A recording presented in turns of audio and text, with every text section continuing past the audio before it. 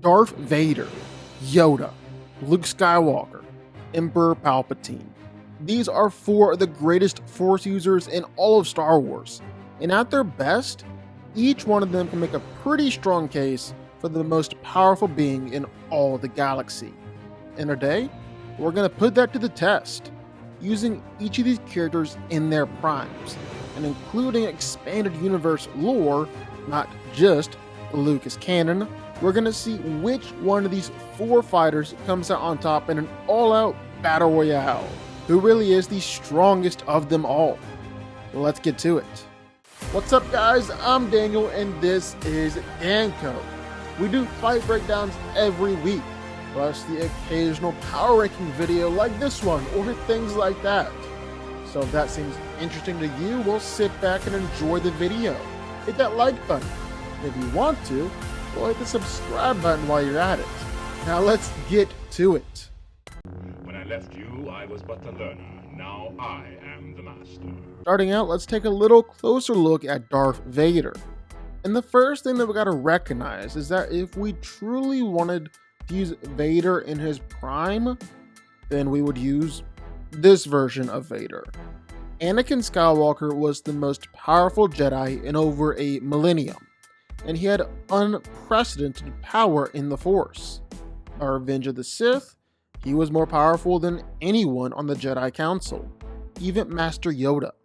Even Darth Sidious had to concede that Anakin was potentially more powerful than him. And during the duel on Mustafar, this was Vader at arguably the height of his power. He's the chosen one. But then he was defeated by Obi-Wan, he caught on fire, had like half his body cut off by this point, and was put inside the cybernetic suit keeping him alive. And according to George Lucas, lost a lot of his power and potential in the process.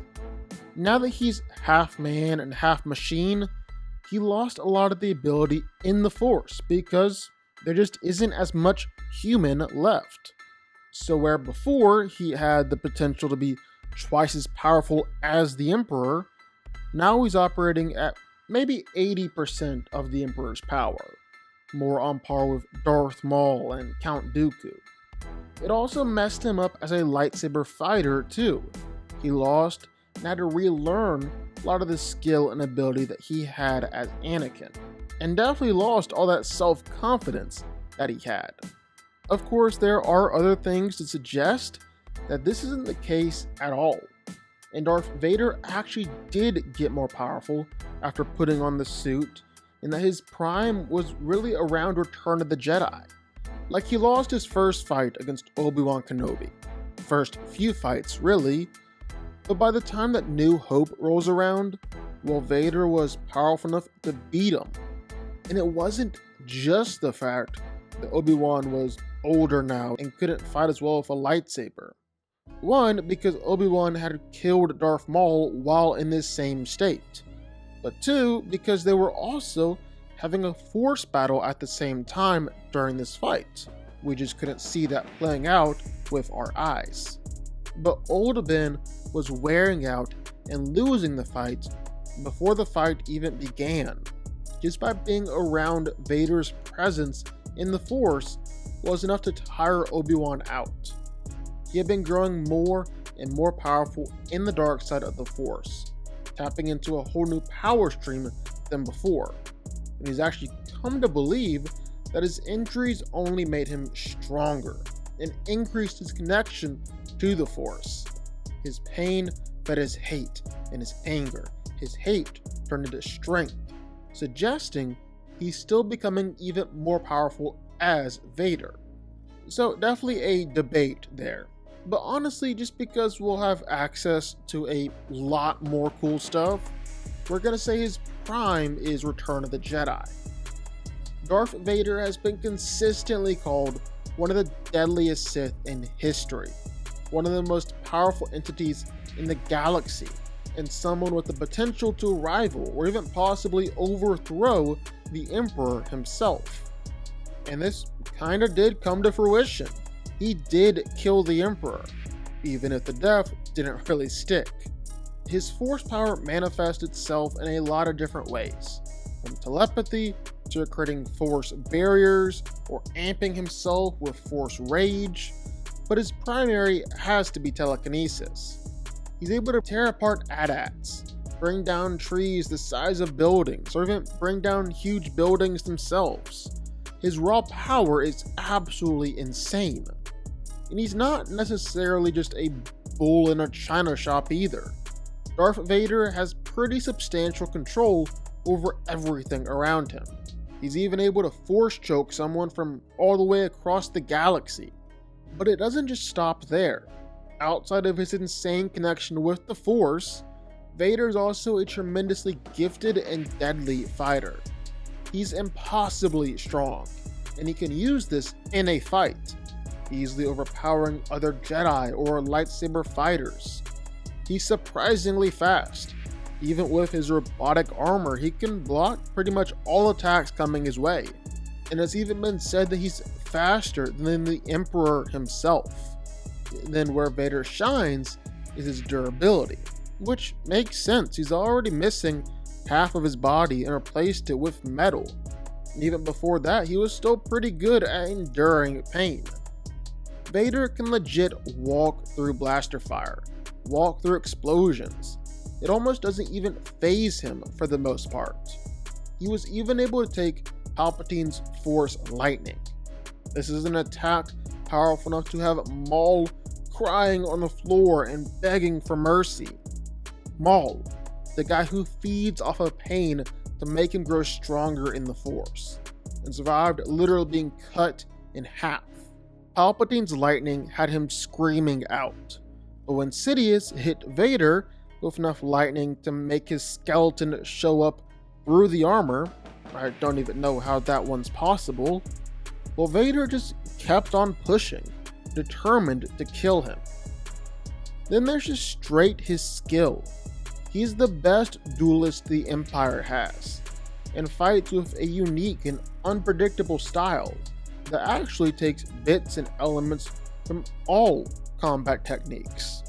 He got more and more skilled between A New Hope and Empire Strikes Back, and then between Empire Strikes Back and Return of the Jedi, to the point where it was said he was unparalleled in terms of pure skill. He had no equal, putting him above the likes of Obi-Wan, Luke, and maybe even the Emperor himself. You knew the power of the dark side. If so powerful you are, why leave? Master Yoda is pretty much the quintessential Jedi Master. Even though he's 900 years old, I would actually argue that his prime is still in his later years of life. Not late enough to where he's just chilling on Dagobah, because he got a little crazy there near the end, but I would say during the Clone Wars, when he was the Grand Master of the Jedi Order. Now this might not be his physical prime, he's still like 800 years old or something, but I think it's when he hits the perfect combination of wisdom and experience, lightsaber skill, and force power. Master Yoda is considered to be maybe the most extraordinarily powerful Jedi Master in all of history.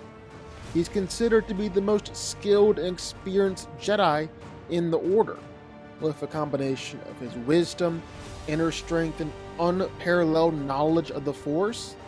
Well, he could overcome nearly any challenge the Jedi Order would face. In fact, it's its knowledge of the Force that actually made him just as powerful as Darth Sidious himself. Now, even though Yoda is small and not very physically intimidating, there is this little thing called Force Valor, basically an umbrella term that refers to the Jedi's ability to increase themselves physically so they're able to perform legit superhuman acts. And Yoda was unparalleled in increasing his physical abilities with the Force. He's got amazing strength, but really surprising speed. He can move as a blur, evade attacks, and regularly outreact opponents. Now there's a force power called Tuda Menace, where you can absorb or deflect energy. And while Vader and other Jedi have demonstrated it in the past, Yoda is exceptionally skilled in this ability. So much so that he's able to absorb and counter Force lightning, first from Count Dooku, but then even from Darth Sidious himself. He's also very, very powerful in Force telekinesis.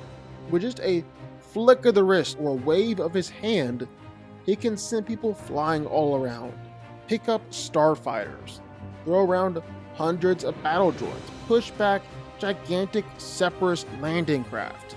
And Yoda can do all of this against other Force users too, like stopping attacks from Count Dooku. He can easily hold back Asajj Ventress. He can even stop attacks from Darth Sidious or send the Emperor flying across the room with a push. But while Yoda might especially be known for his power and Force abilities, I don't think it just stops there. He's an absolute master with a lightsaber in his hand, and his unparalleled ability to draw power from the Force only made him even that much more lethal in a lightsaber duel. He was a master of all 7 lightsaber styles, but Yoda was the master of Form 4, the Teru. That form is particularly known for its focus on all-out offense using speed and agility, and requires the fighter to use the Force to enhance their movements, which is what made it perfect for Yoda. So while it was rare for Yoda to find himself in a lightsaber fight, his skill made him a match for anyone. He surpassed even Master Mace Windu in skill, regularly beating him in sparring matchups. He beat his former apprentice Count Dooku.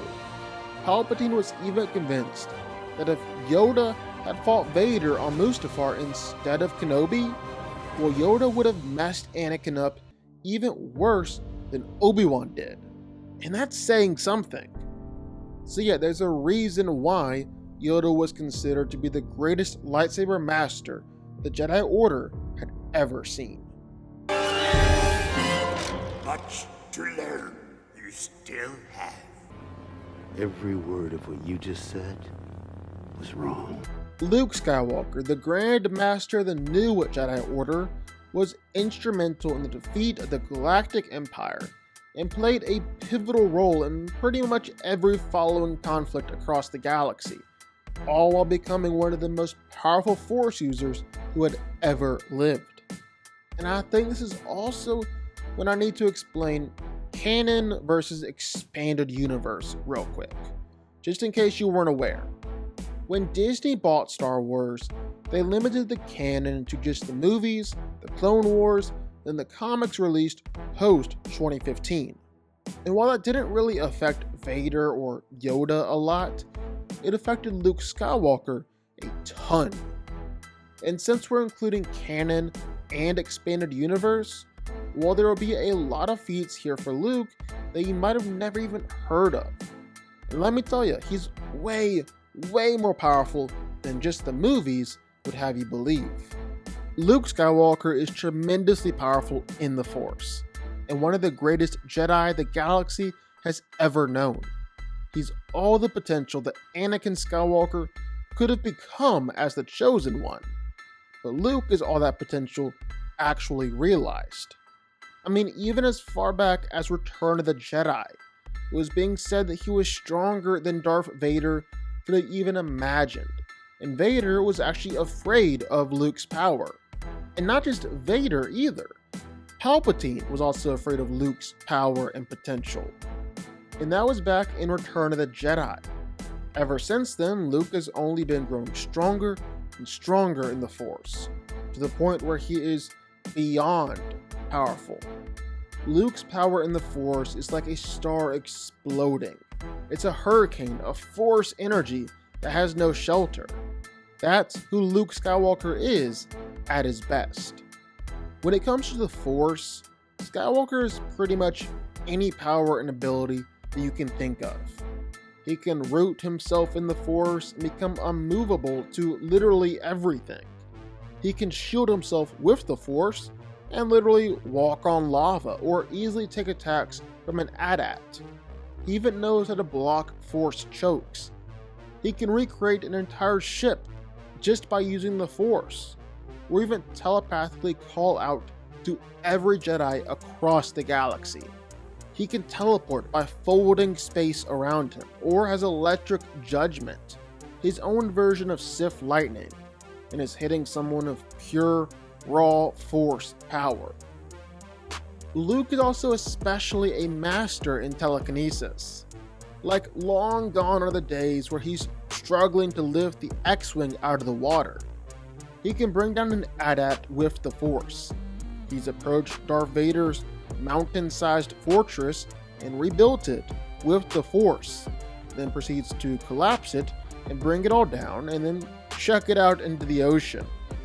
He's even manipulated an artificial black hole generated by the Dovin Basal. And even if these weren't actual legit black holes, they've been known to manipulate whole moons before. But while Luke Skywalker is arguably the greatest Force user of all time, he's also one of the greatest warriors and lightsaber duelists of all time too. Luke is actually so exceptionally gifted with a blade that even back in Return of the Jedi, he was an equal to Darth Vader. That's in large part because of just his natural skill and ability. I mean, he had one training session of Obi-Wan, just a short time of Yoda.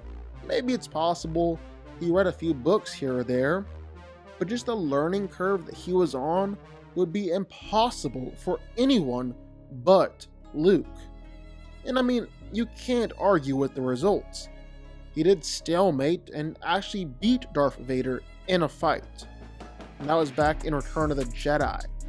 By the time Luke reached his prime, it was said that no one was more skilled than him, that no one was a match for him. He was the best fighter in the galaxy. I am a Jedi, like my father before me. So be it, Jedi. Sheev Palpatine went from Senator to Supreme Chancellor of the Senate to finally Emperor of the Galactic Empire, all while he was also pulling the strings behind the scenes as the Sith Lord Darth Sidious. Ultimately, he caused the Clone Wars, eradicated the Jedi almost entirely, and very nearly succeeded in squashing any rebellion to his rule. Even after his death at the hands of his apprentice, well, that was just only temporary. Palpatine managed to resurrect himself and cultivate enough power to very nearly take over the whole galaxy a second time around. Palpatine has consistently been called the most powerful Sith Lord in all of history, and the most powerful being in the galaxy. And he's continually growing in power too, starting with when he killed his master Darth Plagueis, to when he was too powerful for even Master Yoda, and he actually got even more powerful after he died and came back to life. Palpatine possesses almost unlimited Force power and potential, being described as a dark sun blazing in the Force, a black hole in the Force, or an event horizon. In fact, he becomes so powerful that he doesn't just leave behind dark side nexuses at different places where he goes, but he himself is a dark side nexus, threatening to rip apart the fabric of space itself. He's able to overpower Yoda, overpower Darth Maul, and savage oppress at the same time, even overpower and force choke Count Dooku from straight up across the galaxy. He's able to beat up on Yoda and kill Mace Windu with his Force lightning. Basically, no Jedi is able to stop him. In fact, Palpatine was said to be more powerful than any Jedi out there, and he kinda backed that up too. He's a master fighter, literally a master of every single style of lightsaber combat. His fighting style is constantly changing, making it impossible to actually get the better of him, and he's so good that he can defeat even the best Jedi in a lightsaber fight. Like he can kill Jedi Masters with just one move. No one can really get the better of him in a fight. The only character you could possibly argue rivals Palpatine in skill is Yoda. And even then, Sidious holds the edge just because of the power of the dark side. He's able to sense attacks coming against him, see what people are doing all across the galaxy, read and know people's thoughts and emotions, and this works against literally anyone and everyone. He can make millions of people forget something ever even happened. Even Darth Vader literally has to obey Palpatine because of Sidious's power. And Palpatine knows each and every thought that Vader has ever had. Heck, the entire galactic empire, containing literally trillions of beings, is held together by Palpatine subtly controlling them. On top of that, he's able to drain the life force from other people, draining whole planets and civilizations dry. So literally billions of people, all in order to power himself up and fuel his dark side experiments. He's got powerful enough telekinesis to not just throw around spaceships, but he's got enough power to bring a 12-mile long and 2-mile high building crumbling down. The building was big enough to house Star Destroyers. And not just that, but he can even create and control force storms, wormholes that can tear through space and time, destroy whole worlds. And he can have these things just popping up all over the galaxy. Your feeble skills are no match for the power of the dark side. So, who wins here? Well, let's get into it. So the great thing about a fight like this is that some combination of these characters have all fought before, so that's definitely helpful. Like Luke has fought Vader, Luke has fought Palpatine, Palpatine has fought Yoda, so on. And even outside of that, they all exist in the same universe. So scaling is actually a little easier here. It's also a little easy to see how one of them is going to win the fight here. It's going to just simply be a lightsaber and force power fight. That's how all these things always go. And whichever one of them is the most skilled fighter, the most powerful in the force, well, they're going to win. And if we're looking at it that way, well, I actually think Darth Vader is coming up last here. He gets the short end when it comes to both lightsaber skill and force powers. And man, that is not to say that he isn't incredible at both of those things. But it is to say that his mechanical body just limits him a bit too much here. Anakin was supposed to have the most force potential out of everyone here.